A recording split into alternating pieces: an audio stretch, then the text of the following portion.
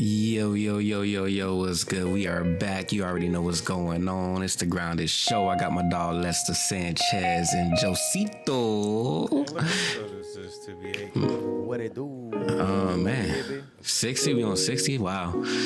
Yeah, man. It's been a crazy week, man. I feel like for everybody, kind of just got a lot going on, man. Unexpectedly had my sister, nieces, and nephews kind of come to the house. They're going through a transitionary period right now, and honestly, even just being in the situation to be able to have the space to open my place up, that's a blessing within itself, so I definitely am thankful for that, you know what I mean, because it wasn't always this way. To be stuff, bro. Like, Yeah. and how perfect it is with all that space over there and just you and Robin. Facts. A family like that. Facts, man. Facts. Yeah, so it's like, definitely a good feeling to be able to do that. And with that being said, obviously with the pros, there's the cons. And I wouldn't say it's a con. It's more so just something I'm not used to. I'm not used to having, kids in the house. And as much as, in future, I would hope to have kids one day, I'm just still nowhere near ready or used to it. It's something that you'll never be ready or used to until you're in that situation. And, it's just been a transition, so, basically, that's kind of been my week, man. My fiance's week, we just trying to figure that out and make sure everybody's comfortable, but also making sure that we're comfortable, so that's definitely been a adjustment. But, again. Like, you were ready, you kind of, and that's how I ask with everything that we go through. Do you feel it's something that you felt you were naturally easy to transition to, like, this is something like I can handle real quick? Oh yeah, bruh. Oh yeah, it's dope. Not just me, my fiance too, which is a beautiful thing to see. Like I see her parenting skills. You know what I'm saying? I see like, what do you call it? Like just the way she interacts with the kids and how, her experience as being a dance teacher to children, you know what I'm saying? And being able to take, what she's learned in that experience and apply it to like just a parenting style. Super dope. Super, super dope. I feel like we both were, not really prepared because like I said, I don't think you ever can be prepared for it, but I feel like we both just have like the personalities and the wherewithal to just be able to transition into that and be comfortable. I think for us it's just more so, again, when you don't have kids, you just not used to having kids. You're not used to hearing them all day. You're not used to all of that comes with it. So it's like, that's kind of just been the big transition for us, and then we're also kind of neat freaks too. So it's like, having to like constantly pick up behind them. You know what I'm saying? It's like, obviously they're kids, so I'm not expecting them as young kids to be like, OD cleaning up, but at the same time, you know what I'm saying, that's also like the parenting style, all of that comes into play, so it's super dope to see that. Yeah, man, it's funny because it had opposite effects on both of us. Like for her, hey, she need a little bit more time. For me, I was like, hey man, whenever we ready, you know what I'm saying? So yeah, overall it's been cool, man. It's just like I said, that transition. Nah, and that's can you hear me normal? I think I hear you pretty well. Yeah. Okay. I know that's what I was saying. Real quick, just sound thing. I was saying, Les, you sound a lot lower than me than Quincy does too. How do you hear Lester, Quincy? Yo. Better? Yeah, I hear you good. Yeah, now I hear you better. Yeah, you sound a little low to me, Joe. I'm going to just turn my music down so I can hear both of y'all good, and then we'll just figure it out later. But I definitely feel where you're coming from, Quincy, because my wife is like super neat freak too, bro, and my kids are like me, bro. They're just their rooms are crazy, like they're just like, I was the same way when I was a kid, and I'm still kind of that way like now, bro. And it drives her crazy having 3 of us in the house, you know what I mean? Just but yeah, and that's what I wanted to know, coming from me being pretty much the only one out of our group, out of both our main groups without kids. It's dope when you do have kids around. Like when my niece was here for those 10 days, and it was dope. And I prepared as much as I can. Like that is the closest thing I have to a kid. Like I treat her like she's my daughter. She is my goddaughter, and I treat her like she's my daughter, and she respects me like if I was her dad. Yeah, yeah. And that's why we have such a good relationship. And that's why I know, like, at any time anything happens, I got to take care of kids. I can take care of kids. I got to. Yeah, yeah. I feel that. It's not having them around for so long and then having them around, especially having them around permanently. It's a self transition. Not only the environment transition and what you got to do, but mentally, you have to wake up every morning and no longer think of yourself first. You know. Facts.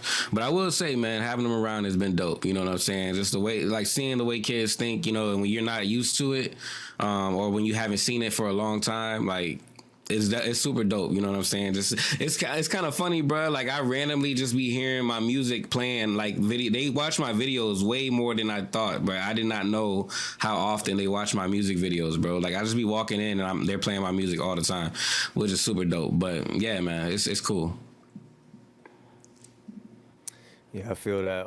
It's funny, man, because whenever I'm in the car with my kids and one of my songs comes on, like in my iTunes library or whatever, I'll skip it, you know, because I don't want to hear it. You know what I mean? Right. And you know, because we hear it so much, like Creating it. release it. You know what I mean? In the beginning of the release, that like it takes you a while to even just come back to it. Sometimes they always get like mad at me. You know, they're like, oh no, why'd you skip it? And she's always like, Daddy never wants to hear his own songs. No, that's funny, man. Shoot. But speaking of, you know, just experiences and, you know, all that kind of stuff, man, Joe, you know, you had a whole experience, I guess, what was it, this week, last week? When was that? Yeah, so this is something, right? So this something is a topic I think we need to get into. I heard a lot of stuff about David Copperfield. Yo, so, you know, my bad, dog. You sound so low compared to Quincy, bro. Like Quincy's like sounding like real sexually confident, and like when you come in, you sound like an insecure mouse, bro. Bro, I'm telling you the same thing with you. Exactly. I have the same levels with you. Damn, what the heck is going on? Yeah, and I'm just dealing with it. I'm not turning you up. I mean, that's what I mean. I hear the exact same thing with you. Dang, that's so weird, man. But you know what? It kind of ties into everything we kind of been talking about and stuff, like, because we're just gonna prevail. I'm gonna turn off my music so I can hear you and I don't have to keep fighting with it. They made an update in here, so I think we all got. What about now? How does this sound? Any different? It sound the same. Quincy still sound louder, but it's cool. Nah. Don't do that. Don't do that.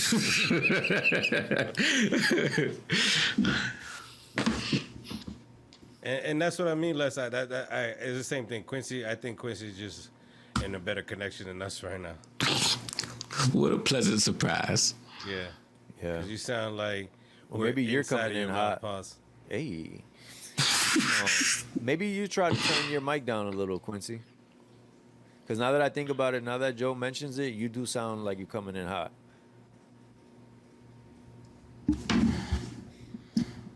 Damn. But you hear all them noises outside. I think it's a different mic picking it up. It's crazy. I don't know. Oh, yeah, I get what you're saying. Yeah. Quincy, just tap your desk. How about this? It sounds better.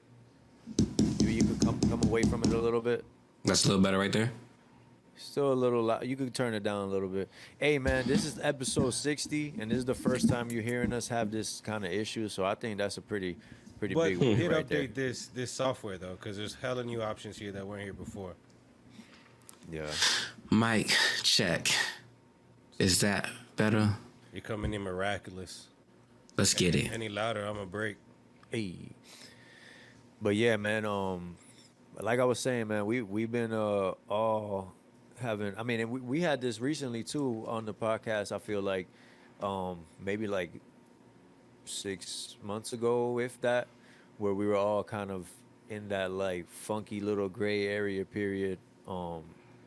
And I know for me specifically, it's been kind of like different this time around.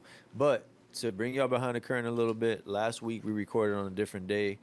The schedule's been a little wacky, but it was because Joe won an opportunity, and he's about to let y'all know exactly what that opportunity was. I'm coming in right here, dog. Yeah. All right, David Copperfield, right? We I have been a fan of David Copperfield as a kid. I'm a big Magic fan. I'm a fan of believing in the illusion. You know, there's people you show a magic trick to, they don't want to believe it, but I'm a fan of believing in it and letting the magic happen. So you're big the fan type of David. person that you would go if you went to a wrestling show. You're not gonna be like, "Oh my god, this is so Yeah, fake." exactly. Yeah, yeah. You're just gonna I'ma accept take the it for art what it form that's is. in front of you and just try to enjoy it the most that you can. Take it for what it is. That's a great consumer right there. Great. Yeah, facts. Being a huge fan growing up and accepting the magic, and especially David Copperfield, I used to hear things like his magic is so good, people think he sold his soul to the devil. That's how good it is. Like there has to be something crazy behind it, right? And he still has a show here. He's still a resident here, and the MGM Grand in Las Vegas. But now that I've been here a few years, aside from fights and award shows, MGM ain't all that. It's a staple for the name, but it ain't all that. And where he was performing, it ain't all that. So I'm like, okay. But we got the show. We're like, let's go see it. We've been here 3 years. We haven't seen it. We talked about seeing it. Let's go see it. And I'm like, if he's still that big and he's still that good, why is he in that venue? But I was like, all right, let's go. So we get there. The show starts. There's black boxes in front of us where we put our phones because we can't have our phones out the whole show. About an hour wait, hour anticipation. And it's just like, honestly, it's the size of a movie theater. That is the auditorium that he performed in. And then the show started. And first of all, he looks like he has like a bulletproof vest, like those vests that they put on when you're gonna like fly through the rafters and shit, Yeah. So it's like, why does he look like that? All right, fuck it. Still watching, and then bro, just like the rest of the show became predictable. I don't want to figure it out, but I can obviously see what you're doing. Then he had like fake actors in the audience. So to me, he's no longer a magician trying to provide an illusion. He's putting on a show. And the show is the theme of magic. And I think that took away from who he was. And then to wrap it all up, bro. So it had more like a theme park kind of vibe, like a theme park show Not or even something done. like that. And this next part, I answer it. The way he wraps it all up is aliens and dinosaurs. And there's a little fake green alien that looks like Baby Yoda who came to give him a message from his dad. And, bro, it turned into a movie, or like a ride, like you're going through a ride, bro. Not a magic show at all. So I read about this, and I'd go to the reviews, and I'm like, so why is he still doing this? Like, why is he still going? And obviously people are buying it, but like I said, there's a lot of free tickets. There's a lot of free tickets you can get at David Copperfield. It's one of the main shows you can get free tickets to. And there's not many shows, but he's still doing it.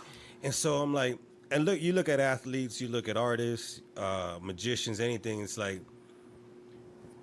probably the money, yeah, but outside, and in this kind of motivation talk, we talk with Lester, like, what is really pushing you to still do it?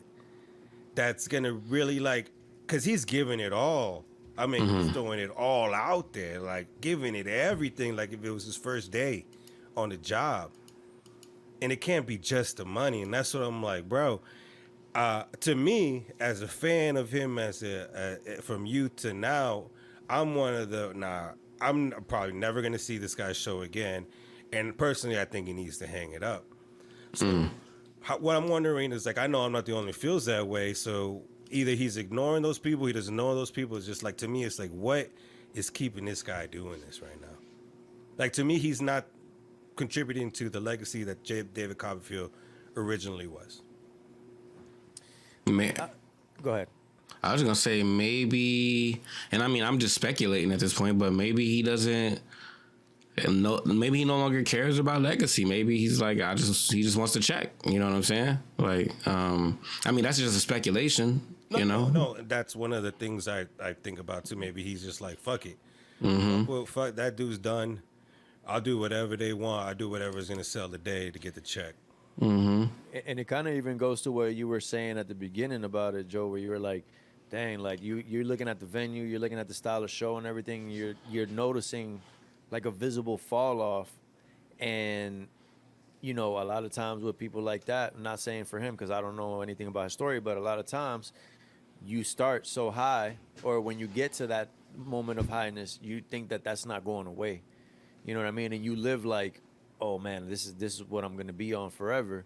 And then when you realize, nah, that's not where I'm gonna be on forever, this thing dries up. It goes to what Quincy said. At that point, it's like, okay, now you just need to pay bills. You know what I mean? You can't worry about the legacy when you ain't even really build it. You know what I'm saying? Because it's like what you're like, and it kind of goes back to like a lot thing that has come up a lot when we talk about stuff is like the budget thing. You know what I'm saying?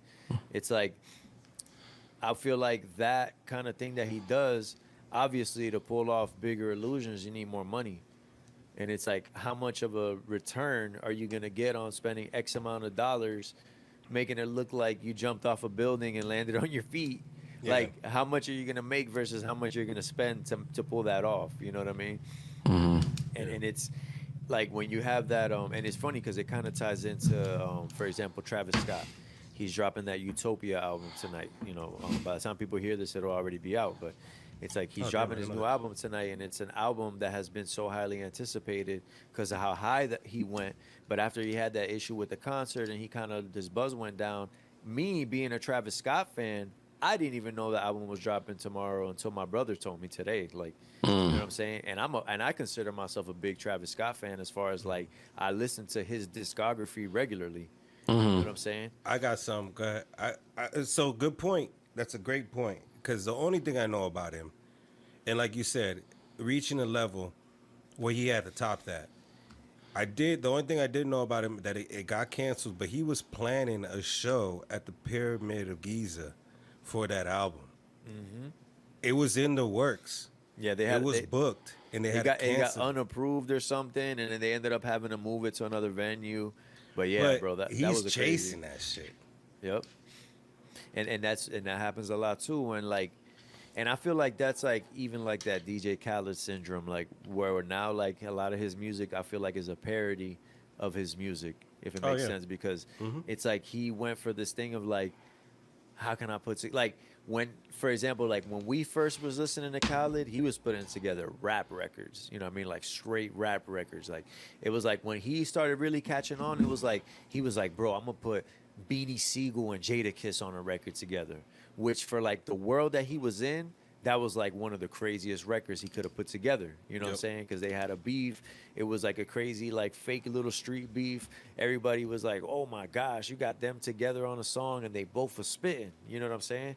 Like he went from that to like, oh, then I'm going to get Justin Bieber on a rap record and make it hot. You know what I'm saying? And then it's like you're chasing like these big records, so you get to a point where you're just slapping together a whole bunch of artists that are trendy and, you know, get a familiar sound. Like, you know, it becomes a formula. And then, you know, we might even see that, you know, I hope it doesn't happen. I hope he keeps going up, but we might even see the same David Copperfield effect happen to DJ Khaled. There you where go. Once that fall starts coming, you see what he's doing, and you're like, yeah, exactly. And then you're like, it's not hitting the same. And it's because this is a formulaic thing that wasn't based in anything sustainable. It was based on the fact that you had the budget to do it.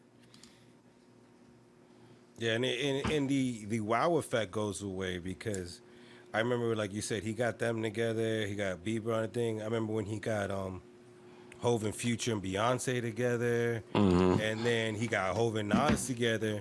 So when he brought Hov, Wayne, and Rick Ross, Hov had to drop a 10-minute verse for it to be any different from any other Hov Khaled shit we've ever heard. And Hov's been active and he's dropped other verses. So it's like, what Hov are we gonna hear now that we haven't already heard on a Khaled track?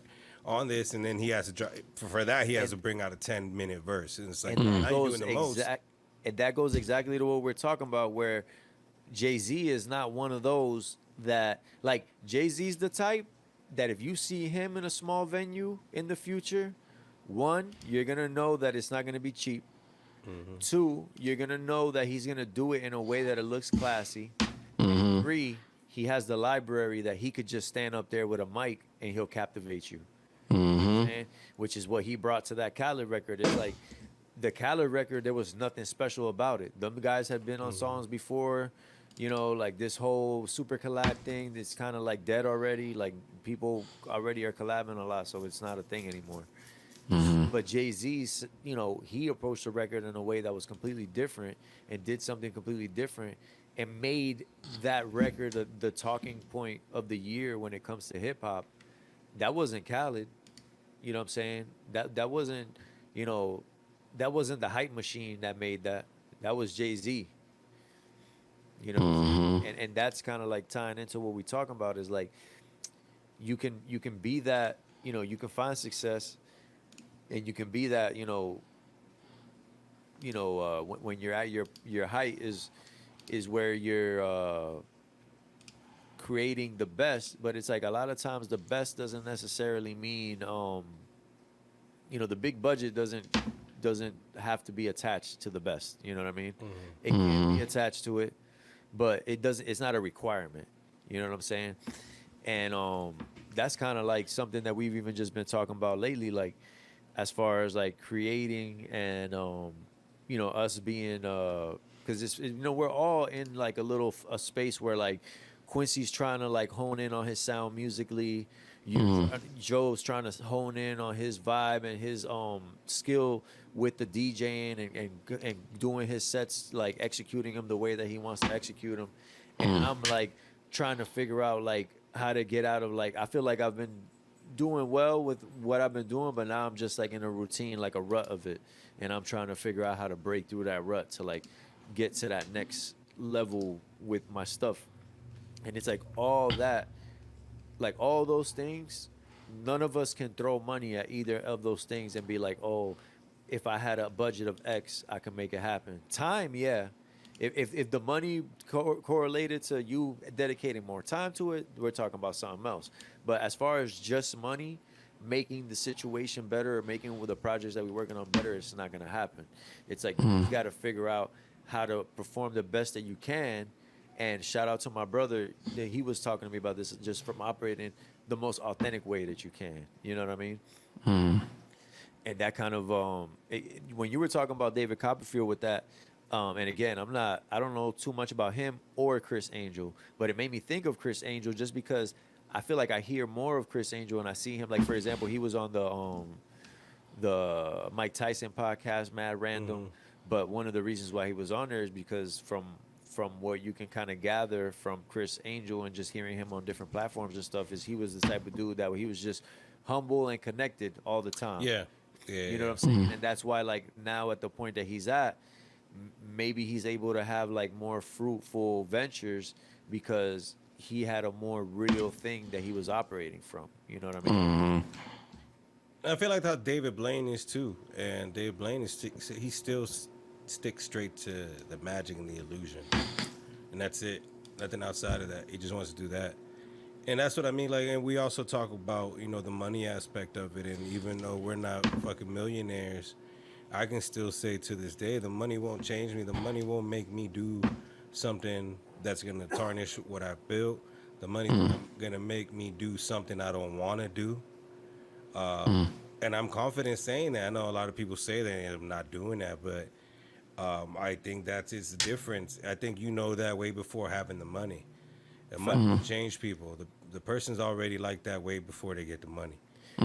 Facts. It just amplifies it. Because even to like reiterate what you were saying, Joe, like, and I've said it before on the show, I believe, like, bro, like I've been homeless, bro. You know what I'm saying? So like I literally like I got a different view on money because of that, just from the point of view, like I've seen how much money is just like it's like a fallacy, you know what I'm saying? Like it's just it's almost like a fake it's kind of like I always think about Kaiser Soze when I think about money, because it's kind of like that kind of idea where it's like a very complex illusion that everybody just kind of like goes along with. Like that's kind of how I feel about it.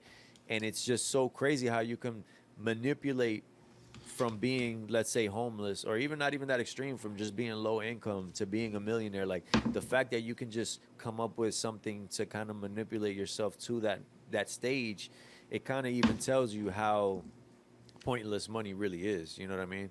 That's why it even goes back to the thing where, like, I always say, like, keep recording when it comes to music. It's like, you know, if you buy me a better mic, my music is not gonna be better. It's just gonna sound better. But if I keep recording on my crappy mic, when I get to the new mic, my sound is already gonna be dope. So me coming through on those sounds, I'm just gonna sound that much better. Mic alone is not gonna take me to that next level. You know what I'm saying? And it That's goes how back. exactly how I feel about these mixes. Like, I'm at the point where I'm doing it at a very low level, and I want to get the best I can personally at this level. So if I get the opportunity to take it to the next level in any format, in any way, any media outlet, You ready to go? I'll be ready by then. If I try to do that now, I'm gonna sound like a dumbass to more people than I want to hear me. I'll tell you one thing. I know this is kind of backtracking a little bit, but when you were describing that David Copperfield show, it sounded like something I've seen years ago. And if it is the same show, that's a long time to be doing that same show. You seen him? Yeah, I can't really remember because I feel like I was very young or like younger, and I feel like it was something that my mom like had tickets to or something like that, and I just went. But when you described it, it sounded just like what I seen. Yeah, like a blow up dinosaur. It's funny because, like you say, the budget, right? So he has this big ass dinosaur come out, and then you see the lights are off and shit, and it's like, come on, bro. Yeah, I got to the point where I was just staring, and my wife was like, "You good?" I'm like, "Yeah, I'm ready to go." Yeah, I feel that. That's low key like why this is kind of random, but that's low key why I don't even like going to the movies, bro. Because it's like you're doing all this getting ready and you go, and then it's like a lot of these movies just be so underwhelming to me, and it's like I'll be like in the first 15 minutes, like, dang, I gotta be here for another 2 hours, dog. Like I'm so antsy to leave, bro. I personally love the movies. I can't agree with you on that one, but I feel where you're coming from. That's just me, though. I love the movies, man. I just hate it. If I had my own theater, bro, I would be in heaven, dog. Like, heaven. You know what's funny? I have a pretty like dope sound system, and I have like a home theater setup, and I do like with my fam, I love watching movies and stuff, but like Joe's gonna laugh at me because he been making fun of me for it. But like, for example, bro, like I won't watch nothing new, dog. I just started like rewatching Larry Sanders, dog, because that show is just like I just love it. And it goes back to what we were talking about with the quality, bro. Like that show, you throw it on, and if you're the type of person that like, and I understand this, I'm not judging you. If you're the type of person that can't get past like something looking old, you're not gonna be able to watch that show. You know what I'm saying? Yeah, because yeah. the camera's old. You know what I'm saying? Like the way they shot it, like it's definitely super outdated. The way they wrote it, the way they shot it cinematically, like from the point of view of like they shot it correctly, they did everything the right way. It's a great show. It's like they used that old mic. Exactly. But and it's like you watch it, and I watch the show, and then I'm watching it back again, and I'm like, dang, bro, like all of this, like obviously like the references are outdated, but all of the plots, the jokes, the ideas, the you know, all of it still holds up. And even a lot of the stuff they did in the show was like so different and so unique to the show. And like you even see like a lot of like origins where they come from for like different shows and different just writing styles with like as far as like comedy, even because Judd Apatow was one of the producers for that show. Like he was like a super fan of it, and then he ended up being like a producer on the show. And he's the dude that wrote 40-Year-Old Virgin. Like he ushered in that new era of comedy in the 2000s. You know what I'm saying? And just kind of seeing like he kind of got his starts there, and like just how much comedy has come from that show. And going back to what we're talking about, bro, like it still holds up. Like it's not that. Like I feel like rest in peace to Gary Shandling, but like I feel like if we was able to see him now, like at a one man show or like what you're talking about, Joe, like at a venue like that, like those comedians and those types of dudes, like it holds up. Like you could just see them in that stripped raw form and come away like, damn, bro, like just hype. You know, when you were talking about that show, Joe. Obviously I had a completely different experience, but the whole time you were talking, I was imagining when I seen Nas for the first time. You know what I'm saying? Like I seen him at the Hard Rock. You know what I'm saying? And just like, you know, like going in there and seeing the venue and like just kind of like at that point I already knew like as far as like how the music goes, and like I understood like, you know, he's not gonna, you know, which at the same time I like those venues better than, for example, like the Amway or whatever, because it's a way better experience. But anyway, we're kind of rambling. Basically, what I'm trying to say is when I went to see that Nas show, he ain't do nothing spectacular. He just rapped the Nas songs that I grew up listening to. You know what I mean? But it was such a dope show, and I just loved it. And I was there singing every lyric. My homie next to me, we're like looking at each other when the song comes, like, oh, this song, and we just rapping, bro. Just like, and I'm like, damn, bro, I seen Nas, and I just, you know, I just remember thinking, like, bro, like, just like like the quality of MC that he is, and the showmanship, and just the professionalism of like knowing his songs and being like a sharp artist as far as like being able to perform them, still sound good and stuff. Like those are the kind of things you appreciate. You know what I mean? Yeah. So my question to you, Joe, is: do you feel like the lower quality of show had to do specifically with the low quality venue slash things that he did? Like, did he not work as hard? Did you feel like he was kind of like half-assing it? Like, what would you say attributed overall? Like, what are the things that are attributed to the show being bad to you? No, it wasn't the show being bad, but it was nothing of the earlier. It was not about Magic. It was him straying away from like what you really went to see him for. What I've known him for, yeah, the Gotcha. Magic show. Gotcha. So you feel like you kind of went to like a hokey kind of like circus. I went to a show. I just went to it could have been a literal impersonator. Ooh, it could be like a plug and play type thing. Anybody could have done what he did. It could be an impersonator doing a tribute to David Copperfield. It could have been anybody doing that stuff, and I would have took it the same way. I would have took it in the same way. But being that it was actually David Copperfield doing that, like I said, I didn't enjoy it for what I expected it to be. If I go back in there knowing it was just a regular ass show, I'd enjoy it. And the crazy thing, bro, like while you saying that, me thinking about it from like a creative standpoint, I think about it like, dang, bro, he probably he probably racked his brain to come up with that show. Yep. And he probably changed it from the show that you would have enjoyed. You get what I'm saying? Yep. Like him as a creative, he probably might have felt like he was in that rut of like, damn, I'm just still doing the same thing. Let me add, you know, some different elements. Let me do X, Y, and Z. Then like somebody like you goes and sees them, and you don't appreciate it from the point of view of like it didn't strike a nerve with you the right way. You know what I'm saying? And that's like such like a crazy thing, like as a person that creates things for people's like entertainment. You know what I mean? Just thinking about like, you know, how much thought probably went into those changes and the stylistic changes that you went and saw that you didn't appreciate. You know what I'm saying? And to think about the idea that if he's doing that show and he's been there that long, it probably works for the audience that's coming to see him. That's exactly what it is. Yeah, a bunch of tourists, international folk who just know the name. They don't know shit about him. You know, people who just get free tickets and need something to do in Las Vegas while they're visiting. He's doing what he got to do. But for someone who watched him as a kid and appreciated his magic, that was a little different for me. That's when it was. It was about 2016, 2017. I was in Vegas and got free tickets. That's what it was. I definitely saw him. Yeah. And I kind of felt the same way you feel right now. And it was kind of the same show, Quincy? Yep. That's exactly what it was. Free tickets. Mm-hmm. Yeah. That's crazy. Y'all both got free tickets to it. It's nuts, man.